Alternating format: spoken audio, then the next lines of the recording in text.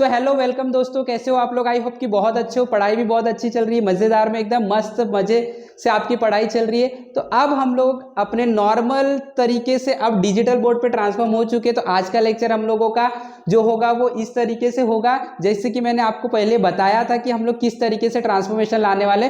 तो आज का जो लेक्चर होने वाला है वो हम लोगों का live process in living organism का लेक्चर नंबर 2 होगा, जिसके अंदर हम लोग ट्रांसपिरेशन पुल के बारे में डिस्कस करेंगे।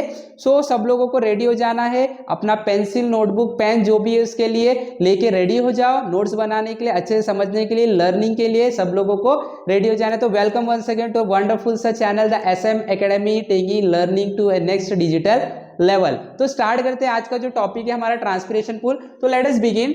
When we talk about transpiration pull, तो देखो यहाँ पे ट्रांसपिरेशन पुल के अंदर हम लोगों को समझना है कि किस तरीके से जो वाटर है वो जमीन से, that is from the surface of the earth या तो सॉइल से अलग अलग part, different part of the plant तक पहुंच जाता है। ये प्रोसेस को हम लोग को समझना है। तो ये प्रोसेस में कुछ ट्रांसपिरेशन का कंसेप्ट इन्वॉल्व है, therefore it is called as transpiration pull. For that let us make one, इसको समझने के लिए हम लोग एक डायग्राम बना लेते हैं। Let us make one diagram of a tree और plant. So this is the surface, okay. हम लोग कुछ ट्री और प्लांट का डायग्राम बना लेते हैं, कुछ भी हो सकता है। जैसे हम लोग यहाँ पे एक ट्रंक बना लेते हैं, स्टेम बना लेते हैं, okay. And we know that this stem is connected to various part of the plant के अलग अलग हिस्से तक ये जुड़ा होता है, ठीक है। अब हमें ये भी बात पता है कि जो हमारा प्लांट होता है उसके अंदर large number of we are having a leaves. तो दिस इज दी लीफ, ये जो है ये लीफ है, ठीक है। तो we know that we are having large number of leaf, तो ये लीव्स है, ठीक है। What is this? लीव्स। बहुत सारे लीफ होंगे, आप लोगों को पता है, आपने भी देखा है ये चीज़ों को, है ना। We are having large number of leaves.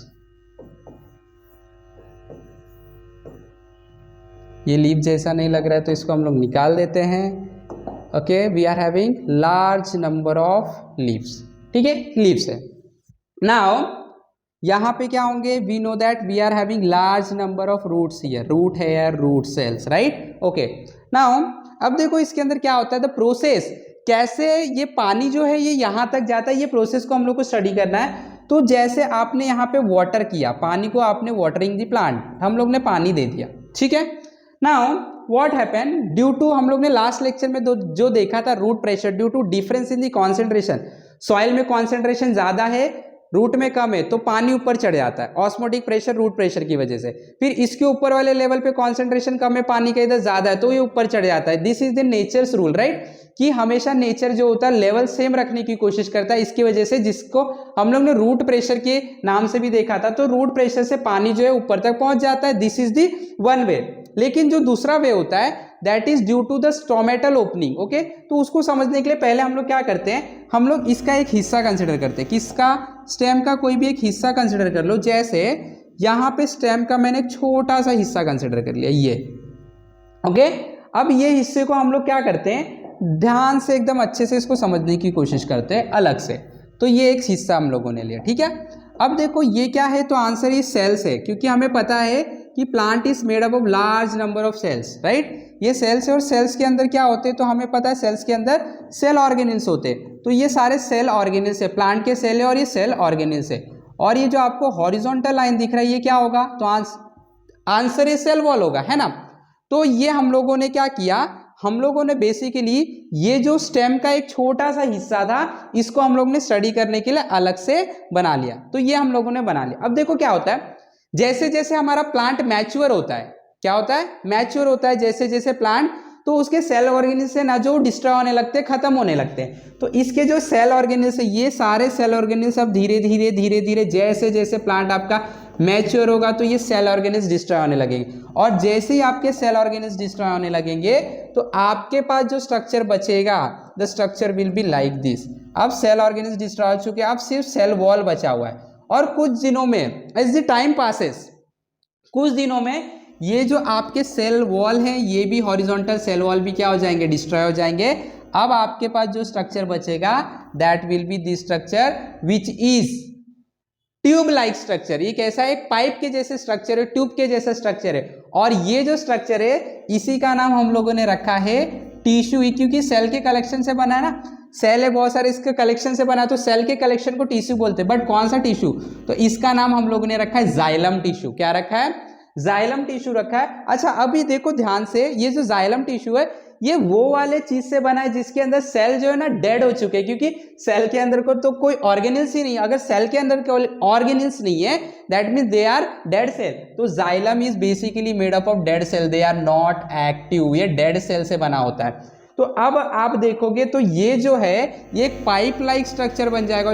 ये क्या होगा, हर एक पार्ट तक क्या हो जाएगा, कनेक्टेड होगा, हर एक लीफ के पार्ट तक कनेक्टेड होगा ये हर एक। तो this xylem is connected to each and every part of the leaf, stem, trunk, जो भी है सबके सब ये पाइपलाइन बना लेगा और सारे के सारे जितने भी पार्ट होंगे वो पार्ट तक ये क्या हो जाएगा, कनेक्ट हो जाएगा। Yes very good. तो हम लोग को समझ में आ रहा है फटाफट, जो जाइलम है ये एक टिश्यू है, ये डेड सेल से बना होता है, ये फटाफट सारे के सारे जितने भी हमारे पार्ट है सारे पार्ट को कनेक्टेड होता है फ्रॉम, कहां से, तो आंसर है फ्रॉम दी रूट। कहां से कनेक्टेड होता है, रूट से कनेक्टेड होता है। और ये सारे के सारे डेड सेल होते हैं। It is form due to the disappearance of the cell organelles as well as cell wall. तो ये सब खत्म हो जाते हैं और पाइप लाइक स्ट्रक्चर बचा रहता है जो कि पूरे पार्ट को कनेक्टेड रहता है। अब आगे का प्रोसेस क्या होता है, तो आगे के प्रोसेस के लिए let us understand with the help of a leaf. उसके लिए आपको एक लीफ समझना पड़ेगा।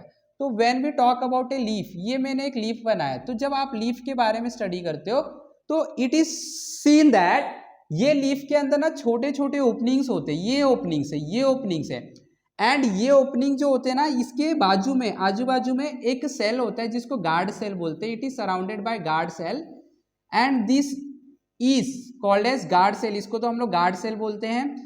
अभी गार्ड का नाम है तो ये गार्ड क्या काम कर रहा है, इसको प्रोटेक्ट करने का काम कर रहा है। And this opening is called as stomata. क्या बोलते हैं इसे, स्टोमेटा बोलते हैं। क्या बोलते हैं इसे, स्टोमेटा बोलते हैं। तो due to this stomata the exchange of gases take place. तो ये लीफ में होता है राइट। तो लीफ जो होता है वो एनवायरमेंट को ओपन होता है, तो इसके अंदर जो ओपनिंग होता है उससे exchange of gases take place. Gases जो होते हैं प्लांट के अंदर बाहर वो इन और आउट होते रहते हैं through this particular opening called as stomata. ये स्टोमेटा के अंदर एक्सचेंज हो रहे गैस के। तो ये कब होंगे, तो आंसर है जब दोपहर का टाइम होता है, धूप बहुत ज्यादा होता है तो इवेपोरेशन का प्रोसेस होता है। नाइट में बेसिकली स्टोमेटा जो होता है वो क्लोज होता है, गार्ड सेल क्लोज कर लेते हैं इनको। तो ये opening are active only during the day time right. तो stomata is active during the day time. तो जब डे टाइम पे स्टोमेटा एक्टिव होते हैं तो कुछ प्रोसेस होता है, due to this process the transpiration pull take place. तो ये प्रोसेस को हम लोग समझने की कोशिश करते हैं कि क्या प्रोसेस इसके अंदर होता होगा। ओके, तो जैसे हम लोग क्या करते हैं, सब लोग ध्यान से देखना, हम क्या करते हैं इतने पार्ट को कंसिडर करके स्टडी करते हैं। क्या है इसके अंदर, एक लीफ है और ये जाइलम टिश्यू आया हुआ है। ठीक है, ध्यान से देखो, एक हम लोग लीफ बना लेते हैं। ये हमारे पास लीफ है, ओके, ये लीफ है और यहाँ पे एक ओपनिंग है, स्टोमेटल ओपनिंग। ठीक है, ओके। अब यहाँ पे हमारे पास जाइलम टिश्यू आया हुआ है। क्या आया हुआ है, जाइलम टिश्यू। ये जाइलम टिश्यू पाइपलाइन स्ट्रक्चर आया हुआ है। ठीक है, ये अब जाइलम टिश्यू में रूट प्रेशर की वजह से क्या भरा हुआ है, वाटर। हम लोग ने ये देखा था जाइलम टिश्यू में रूट प्रेशर की वजह से due to difference in the concentration क्या भरा है, पानी भरा है राइट। ये तो पानी भरा हुआ है, तो इसके जो मॉलिक्यूल्स है वाटर के मॉलिक्यूल्स है, ये देखो इसके अंदर वाटर के पूरे मॉलिक्यूल्स भरे हुए, जो हम लोग ने यहाँ से प्लांट को वाटर दिया था। तो ये जो हमारे मॉलिक्यूल्स है, ये मॉलिक्यूल्स यहाँ पे आए। अब ये मॉलिक्यूल, अब बहुत तेज धूप है, इवोपोरेशन, और तो ये मॉलिक्यूल जो है स्टोमेटा से बाहर, क्योंकि स्टोमेटा ओपन है, अब ये मॉलिक्यूल बाहर आ रहे। तो जब ये मॉलिक्यूल बाहर आता है ड्यू टू इवोपोरेशन, इवोपोरेट होने के लिए, तो ये क्या करता है, अपने साथ में जो इसके पीछे वाले मॉलिक्यूल है इसको भी अपनी तरफ खींच लेता है।